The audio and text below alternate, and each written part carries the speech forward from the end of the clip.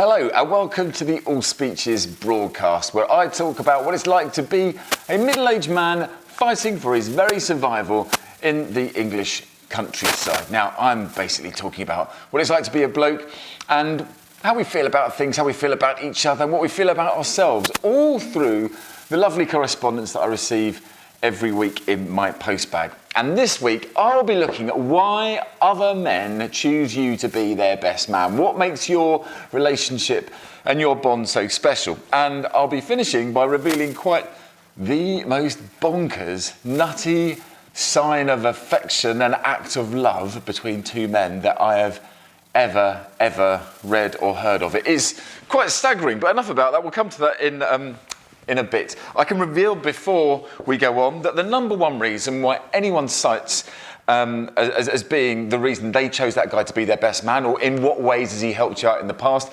is helping them move house or flat or apartment. So if you're in the middle of helping someone move house, or you're going to be helping someone move house in the very near future, you may want to reconsider and cancel, because they will almost certainly ask you to be their best man at some point in the future. You'll have a speech to make, and then you'll have to come and deal with me. So maybe you should just knock it on the head. Anyway, in order to address this subject, I ask people, in what ways has he helped you out in the past, talking about the groom? So then you can say something lovely about the person he is and everything else. And guys are emotional. I mean, we get emotional about sport. We get emotional when we hurt ourselves. And we certainly get emotional when it comes to talking about other men. We love them. Not so much in a civil ceremony type way, but we just love our friends, our mates, and there's nothing wrong with that. Now, this is one side of the coin. This is what people would send back to me in a lovey-dovey kind of way.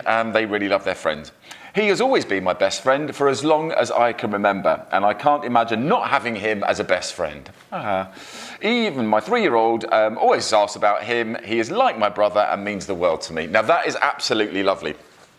That, though, is in the minority, because quite often the reason that there's this friendship, this special bond between a groom and a best man is for something so trivial, so meaningless and so bizarre that you can't really work out why they're friends in the first place. For instance, in what ways has he helped you out in the past? General help around occasional airport pickups and such. Now, the bit I really love about that is not that their friendship is really based around him taking him to the airport and back, but there's "and such" bit at the end means there's a few things which aren't quite as important as airport pickups for him to include in the reasons for being his best man, which is quite staggering. They've got a beautiful friendship, and long may it continue. This guy, he's helped me move things down from my flat. See, as I told you, moving is a massive part of the way we show love for each other as men. Helped me celebrate Christmas, a lot. I mean, how many Christmases have you... I mean, how do you celebrate? Do you celebrate a fortnight every year, or do you celebrate every single Christmas with this guy? He obviously means a lot to you, and he does, because he ended up by saying, got me a shot girl for my birthday. A sign of true love there, a sign of true love between two friends. If you want to know if your friend loves you, has he got you a shot girl for your birthday? If he hasn't, he really doesn't care that much for you. This one I like. He did lots of work on my house. He was square leg umpire when I was once batting. I was run out by a long way, but he gave me not out. Other team, not happy. Now, I really love that, because it just shows you, in the heat of sporting contest, the rules and regulation of cricket mean absolutely nothing compared to the depth of the love that these two friends shared for each other, and they're prepared to have a complete full-scale riot in a village cricket match, which is fantastic. This guy here, on a much more physical note, says, in what ways has he helped you out in the past? I think not grassing me in when I both blinded and concussed him are solid starter points. Which is, well, I'll reveal then that they actually, those two were brothers. So, but brothers beat each other up. It's the way of the world. They do it all over the world. It's just kind of how we roll. Another one here in very pithy, short way. In what ways helped you out in the past? Always been there for me when needed. Sometimes when not. which is great. There's two sides of the coin there. We love our friends, we want them round, we don't want them round all the time.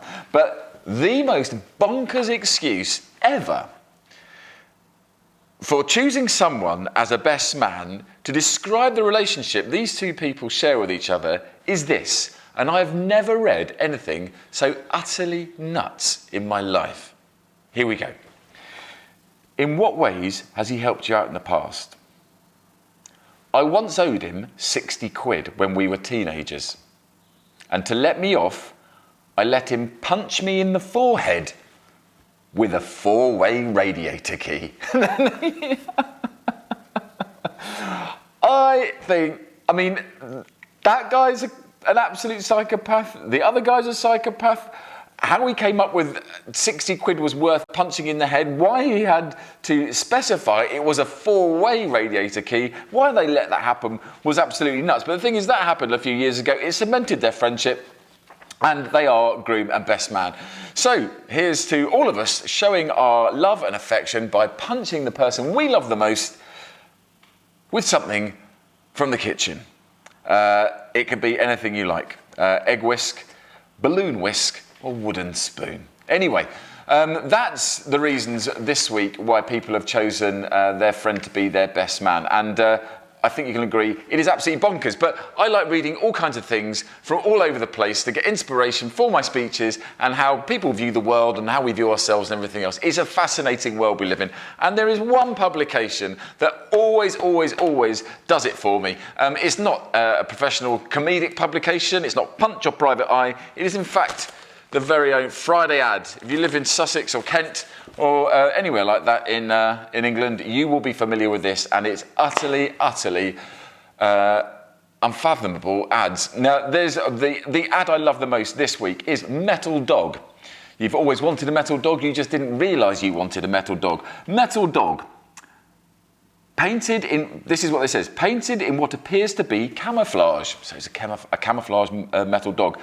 Pretty small subset of the population that are looking for that, but it gets even weirder. Dog is wearing a peaked cap and the head is on a spring, so wobbles when touched.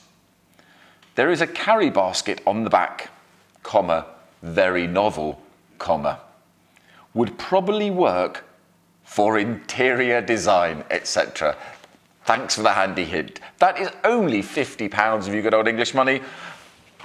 I think I'll leave it for a little bit. That's it from the AllSpeeches broadcast for this week. We'll be back very soon with some more ramblings from a middle-aged man in Middle Britain. Goodbye.